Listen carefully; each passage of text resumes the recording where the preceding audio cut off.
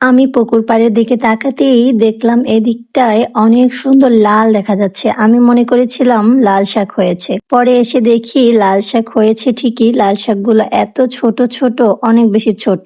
ওটা হচ্ছে আমাদের কাকাদের জমি। যাই হোক, এরপরে আমি আমাদের পুকুর পাড় দিয়ে একটু ঘুরছিলাম, আর এটা হচ্ছে পাট শাকের দানা আর কি। পাট শাকের একটা বীজ হয় না, সেই বীজটা। আমার আসলে পুকুর পাড়ে হাঁটতে এসে বেশ ভালোই লাগছিল। সত্যি কথা বলতে আমার গ্রাম আমার জন্য সেরা। আমার গ্রামে আমি যেই শান্তি পাই, এই শান্তি দুনিয়ার আর কোথাও পাই না।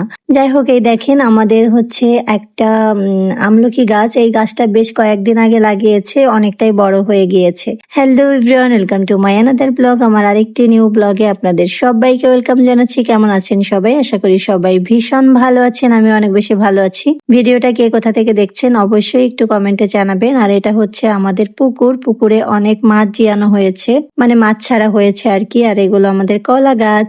কলা গাছগুলোতে মনে হচ্ছে বেশ কিছুদিন পরে কলা ধরবে। যাই হোক, এই হচ্ছে আমাদের পেয়ারা গাছ। এই পেয়ারা গাছটা আমি এর আগে আপনাদের বহুবার শেয়ার করেছি আপনাদের সাথে। গাছটা হচ্ছে অনেকটাই বড় হয়ে গিয়েছে। আর ওই যে উপরে দেখেন হচ্ছে পেয়ারা রয়েছে। পেয়ারাগুলো কিন্তু বেশ বড় হয়েছে। দুইটা পেয়ারা এখনো গাছে আছে, যেগুলো বড় হয়েছে। ছোট ছোট আছে অনেকগুলো, বাট দুইটা আছে বড়, যে দুইটা এখন আমি ছিঁড়ে নিব।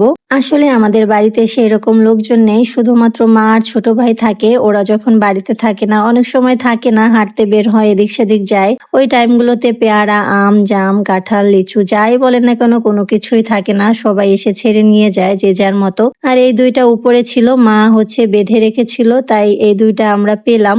এখন আমার ছোট্ট ভাইটাকে দিয়ে পেয়ারা দুইটা পাড়াবো। পেয়ারাগুলো অনেক উঁচুতে, এত উঁচুতে কিভাবে যাবে ও কে জানে বাবা। ও অনেক কষ্ট করে পেয়ারা দুইটা আমাকে পেরে দিচ্ছে। অনেক কষ্ট হচ্ছে ওর পেয়ারা দুইটা পারতে। দেখেন কতটা উঁচুতে এই পেয়ারা দুইটা। আর গাছটা যেহেতু অনেক ছোট, তাই গাছে ওঠাও যায় না ঠিক মতো। আর আমি হচ্ছে এদিকে নারিকেল খাচ্ছিলাম, ডাব খেয়েছিলাম সেই নারিকেল। আর এই দেখেন দুইটা পেয়ারা পেরেছি, কত সুন্দর তাই না? এই দুইটা পেয়ারা আরো বড় হতো, বাট কি করা যাবে বলেন, এই দুইটা এখন যদি না খাই, কিছুদিন পরে এটাও পাওয়া যাবে না। সেই জন্য এখন ছিঁড়ে নিলাম, আর পেয়ারাগুলো এখন মাখিয়ে খাবো। যাই হোক, এর পরের ভিডিওগুলো আর আমার নেওয়া হয়নি। এগুলো হচ্ছে ছলম, এই ছলমগুলো আমরা ছিলে রেখেছিলাম, এখন এগুলো মাখিয়ে খাবো। এরপরে যেটা করব আমরা, সেটা হচ্ছে নাড়ু বানাবো আজকে। পিঠা প্লাস ছাতুর নাড়ু, যেটা আমার অনেক বেশি পছন্দ।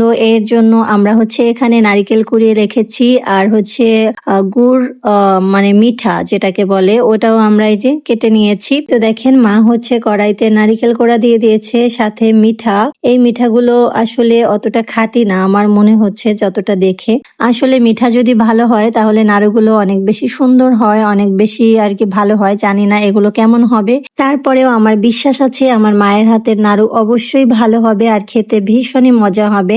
এরপরে মা ওটা বানাতে থাকবে, আর আমরা এদিকে ছাতুর নাড়ু বানাবো, সেই জন্য প্রিপারেশন নিচ্ছিলাম। এটাই হচ্ছে ছাতু। ছাতু কিন্তু অনেক রকমের হয়, খইয়ের ছাতু হয়, মুড়ির ছাতু হয়, চালের ছাতু হয়। নাড়ু বানানোর জন্য চালের ছাতুটাই দরকার, তাই আমরা চালগুলো ভেজে গুঁড়ো করে নিয়েছি। এখন আমরা এটাকে হচ্ছে হামলদিস্তায় দিয়ে, গুড় দিয়ে, নারকেল দিয়ে সেচে তারপরে হচ্ছে আমরা নাড়ুটা বানাবো। ছাতুর নাড়ুটা কিভাবে করে সেটা আসলে আমি ভিডিও করতে পারি নাই, এত কিছু বানিয়েছি ব্যস্ততার মধ্যে, সেটা আর করা হয়নি ভিডিওটা। যাই হোক, আপনারা যদি এটা দেখতে চান এটা বানাই কিভাবে, তাহলে অবশ্যই জানাবেন, আমি অন্য একটা সময় দেখিয়ে দিব সেটা। এই হচ্ছে আমাদের খাবারের ফাইনাল লুক। এই হচ্ছে ছাতুর নাড়ু, আর সাথে ছিল নারিকেলের নাড়ু আর কুলি পিঠা। এর মধ্যে প্রত্যেকটা খাবারই আমার অনেক বেশি পছন্দ। পিঠাও পছন্দ, নাড়ুও পছন্দ, নারিকেলের নাড়ুও পছন্দ, সবকিছুই পছন্দ। এর মধ্যে আপনারা কি কি পছন্দ করেন অবশ্যই কমেন্টে জানাবেন। সবাই ভালো থাকবেন, সুস্থ থাকবেন। আজকের মতো বিদায় নিচ্ছি, টাটা।